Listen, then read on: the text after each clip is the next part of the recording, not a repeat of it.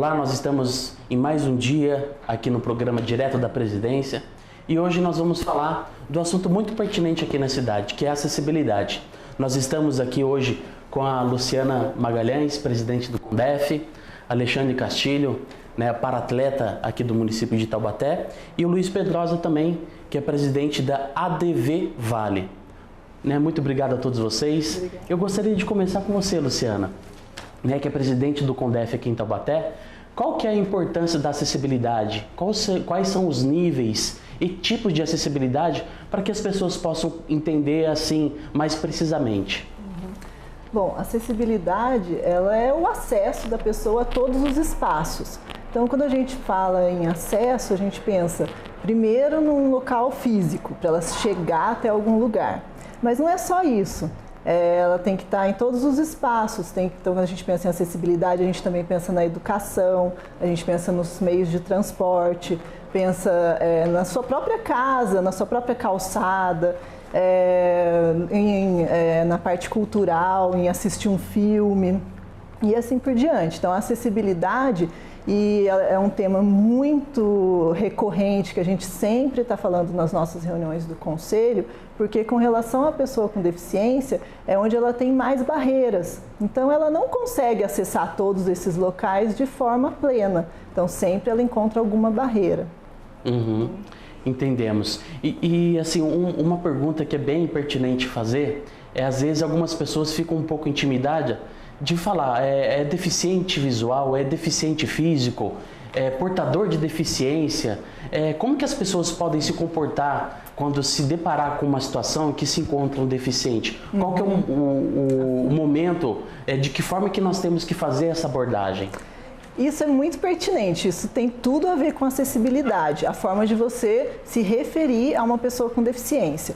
Então, todo mundo fala muito é portador de deficiência ou de necessidade especial. Isso não se fala de jeito nenhum. Não pode falar. Não. Arruma briga. Até se você pensar no significado, o que é portador? É você estar levando alguma coisa, está portando alguma coisa. A deficiência é uma coisa que é da pessoa, é inerente a ela. Ela não consegue deixar em casa um dia, né, Luiz? Sim. Ou hoje o Luiz não trouxe a deficiência visual. Vou deixar de ser cego só por hoje. Ou o Alexandre hoje está caminhando sem a cadeira. Não. Os dois, então no caso, o Alexandre é uma pessoa com deficiência física, o Luiz uma pessoa com deficiência visual. Então é sempre assim, o foco é na pessoa e não na limitação dela, e então é pessoa com deficiência. E isso mostra o poder o nome mostra o poder da pessoa de falar o que ela precisa. Então, se ela tem abertura para dizer, eu sou uma pessoa com deficiência visual, então a gente vai saber que tipo de acessibilidade ela precisa. Vai precisar de um piso podotátil, vai precisar de alguém para guiar, né, enfim, de uma audiodescrição num filme. Então, semáforos sonoros. Então, de repente, se eu me deparar com uma situação de encontrar uma pessoa que tem uma deficiência, ela não vai se importar de eu chamá-la de deficiente. Olha, você tem deficiência visual ou você tem uma deficiência física. Então, isso até mesmo para você que nos assiste, porque às vezes eu confesso que eu me senti um pouco retraído em dizer essa palavra deficiente. Então, é bom sempre entender e passar para vocês que o correto é falar deficiente físico, deficiente visual, e que isso não tem nenhuma represária nem retração de quem vai escutar. Mais correto ainda, pessoa com alguma deficiência, com porque alguma o foco deficiência. É na pessoa. E assim, só complementando, quando você encontrar com uma pessoa com algum tipo de deficiência na rua, você não precisa falar, ô deficiente, não, fala, oi, meu nome é tal. Sim, naturalmente. Qual é o seu nome? Tá precisando de algum tipo de ajuda, algum auxílio, né? Aí você vai quando você se referir a alguma pessoa, você está conversando com um amigo teu, por exemplo, você fala assim, tá passando um deficiente visual ali no outro lado da rua, tem um deficiente visual, um deficiente físico, precisando de ajuda porque não tem a rampa. Então você se refere à deficiência quando você está com outra pessoa. Você não precisa chegar em mim, por exemplo, oi, meu nome é Diego, você é deficiente. Não, meu nome é Diego, qual é o teu nome? Sim. Normal, não tem essa necessidade. Sim, a forma de você se referir. A abordagem, no meu caso, com deficiência visual, Se você chegar para mim, por exemplo, já me agarrar pelo braço para me levar, eu posso ficar assustado. Então, a técnica, oi, bom dia, boa tarde, boa noite, meu nome é tal. Sempre fazer essa primeira abordagem. Isso, você está precisando de algum tipo de auxílio, porque às vezes eu estou parado em algum lugar esperando alguém. E a pessoa já me chega puxando, eu vou ter que, por exemplo, estou na esquina esperando alguém, ele me chega, atravessa a rua comigo, vou ter que esperar do outro lado da rua. E imagine se outra pessoa me trouxer para cá de novo. Então, a gente fala assim, brincando, para aliviar. Mas o ideal é que a pessoa se apresente e pergunte se aquela pessoa está precisando de algum tipo de auxílio. Fazer esse tipo de abordagem. Na comunicação, acessibilidade. Você está de atitude, né, Luiz? Também. Outro erro também comum é denominar pessoa com necessidade especial, né? Existe também. Ou pessoa especial, né? Pessoa especial. Não. Pessoa especial, né? Todos nós somos, todos né? nós, né? Um filho é especial para você, né? Uma pessoa, né? Seu marido, sua mulher. No caso do Siri, ele é uma pessoa com deficiência motora. Hoje não fala nem física, já fala motora, né? Mas a física até passa, né, Siri? Agora, assim, quando ele está lá disputando os torneios aí, representando Taubaté, ele é um atleta com deficiência.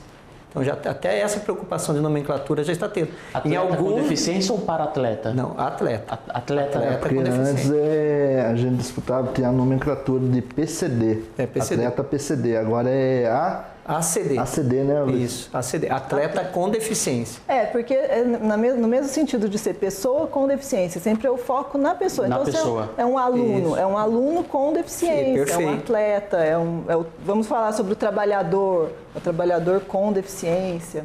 Então, essa forma de se referir é muito importante para vocês aqui na Câmara, todas as leis, todos os comunicados, na mídia, todo mundo tem que saber a forma correta de se falar. É importante saber isso. Porque aí, não só eu, mas assim como você também que está nos assistindo, fica mais confortável de se fazer a abordagem. Sim. Então é muito importante isso transparecer tanto para a gente quanto para vocês. E falando do Conselho, Luciano, o que o Conselho tem feito na cidade para que essa acessibilidade ela vá de encontro com seus anseios? Tanto na área pública, na área privada, o que vocês têm feito de concreto e gostaria que as pessoas que estão nos assistindo viessem também, né? Para fazer parte do projeto de vocês, do trabalho de vocês. É muita cobrança, direto, isso não para nunca. Quando a gente parece que sempre tem um retrocesso. A acessibilidade, ela é prevista em lei. E é uma coisa que, tudo isso que eu falei, então na educação, no transporte, no mobiliário urbano, nos prédios públicos e na mídia, tudo isso está previsto em lei. Mas se a gente for ver, quase nada existe, quase nada é concreto, né, ainda. Então, a cobrança nossa é constante. Aqui em Taubaté, por exemplo, a Câmara agora teve toda essa obra de acessibilidade, tem as plataformas de acesso, a gente testou aqui recentemente. Gostaram? Sim. Muito bom. Então, como eu disse no dia, não foram só adaptações. A acessibilidade, ela tanto pode ser no nível da adaptação e conseguir também atender a pessoa bem, ou então a acessibilidade mesmo feita completa, como foi aqui, com não só rampas, mas as plataformas, os pisos podotáteis em toda a casa. Então aqui realmente ficou bem completo. Na verdade aqui é onde são feitas leis, então acho que deveria ser o exemplo. Tem que ser o exemplo. Partir daqui, né, e cobrar lá fora. Por exemplo, eu percebo muito quando eu vou em banco ou shopping, nós temos aquelas vagas determinadas para o idoso e para o cadeirante. E eu percebo muitas vezes as pessoas não respeitarem. O que o Conselho tem feito nisso? Tem feito campanha com shoppings, com supermercado, com lojas? Sim. Então, até o Alexandre está usando a camiseta, que a gente faz essa campanha constantemente. O ano passado foi bem intensa essa campanha, você lembra, a gente fez audiência pública aqui na Câmara. Então, nessa época, a gente conseguiu fazer várias campanhas em shoppings, em supermercados, em todos os lugares. O maior problema é dentro dos estabelecimentos privados. Porque até então, falo até então porque agora teve uma mudança e muito boa, né? Dentro de locais privados não era incumbência do Código do Trânsito de fazer a fiscalização. Agora, a Lei Brasileira de Inclusão, que foi aprovada, lei federal, né, aprovada agora em julho, ela incluiu também os locais privados dentro da fiscalização do trânsito. Então, isso para o Conselho e para todas as pessoas com deficiência do Brasil foi um ganho muito grande. Então, agora está em lei. Então, toda a nossa campanha que a gente suou para fazer, que a gente há muito tempo brigava, suando, né? Nossa, a gente teve muitas brigas nos estacionamentos, sempre, né, Alexandre? Muito. Agora está na lei. Essa lei de inclusão foi uma ação muito importante da deputada Mara Gabrilli, né? Sim. Que inclusive é tetraplégica, a nomenclatura. Então, foi uma ação muito... Nós estivemos algumas vezes em Brasília para discutir o tema. E foi uma vitória, né? Nossa, isso sim. Não só a Lei Brasileira de Inclusão, como a gente está falando de acessibilidade, né? Então acho que a gente tem que falar. Essa lei, todas as pessoas com deficiência têm que ler essa lei, se apoderar do que ela tem, porque ela é uma ferramenta muito importante. Então, um exemplo é esse, da mudança do Código de Trânsito Brasileiro nesse sentido, mudanças na lei de cotas e várias outras coisas muito boas para os direitos da pessoa com deficiência. Então, como eu já falei, a acessibilidade, ela já é prevista, e não só na Lei Brasileira de Inclusão, ela só veio a afirmar, a contemporizar mais coisas, mas a acessibilidade já era contemplada no Decreto 5296 e outras afins, né, Luciana? Outras, Só que o cumprimento disso é que não existia. Mas agora a lei brasileira acho que vai dar esse enfoque maior, vai ter punições no caso desses estacionamentos. Punições como multas, né? Sim. Multa e guinchar o carro, né? O veículo. O brasileiro só entende quando dói o bolso, né? Porque é como eu já falei até em uma reportagem. A pessoa acha bacana parar numa vaga de deficiente, mas a pessoa não quer viver 24 horas numa cadeira de roda para ver o que a gente sente. A vergonha que a gente passa de chegar numa vaga, tá lá uma pessoa andando normal, né? E a gente tem que sair do espaço que é reservado para a gente, procurar um outro acesso que não é para deficiente. Às vezes a gente até toma chuva, passa por buracos, né?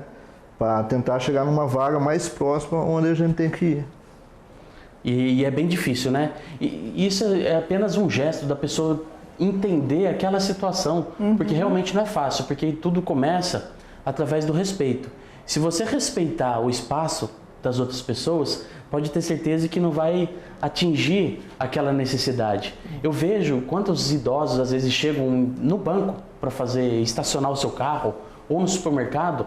Eu olho no veículo que está estacionado e não tem aquela placa, né? Credencial.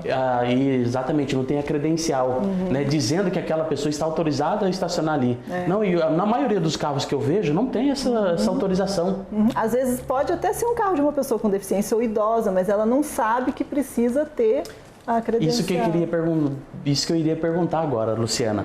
Por mais que a pessoa ela tenha deficiência física ou visual, né, para quando vai estacionar, né, principalmente o idoso e o deficiente físico, ele tem que ter uma autorização? Ele tem que ter, essa credencial é da pessoa. Independente, não necessariamente ela vai ter o carro, vai dirigir. O Luiz, por exemplo, ele não dirige, mas ele tem a credencial. Então, nos carros, se ele for comigo, estiver comigo no carro, ele vai trazer ele, a gente vai estacionar na vaga especial e ele vai colocar a credencial dele. Então, a credencial ela não é vinculada ao veículo, não. Um determinado veículo. Ele pode ser usado em qualquer veículo, desde que esteja portando a credencial. Pessoa. É a pessoa. No momento que você tira a credencial, você tem que apresentar a documentação de um carro. Tem que apresentar de um carro. Mas ela não é específica para aquele carro. Porque senão vai virar gente que não tem... Agora não mais. Não é mais necessário por causa disso. Então, uma pessoa com uma limitação física que ela não dirige, ela não vai dirigir, ela vai ser conduzida por alguém e ela vai poder usar o carro. Que bom que mudou, porque tem pessoas que o pai tem carro, o irmão tem carro, a esposa tem carro e não pode porque não está no nome dele. Antigamente tinha que estar no nome. Sim, Agora... Muito bom. Que bom. Nós vamos para um rápido intervalo e voltamos em alguns momentos para falar de mais assuntos de acessibilidade.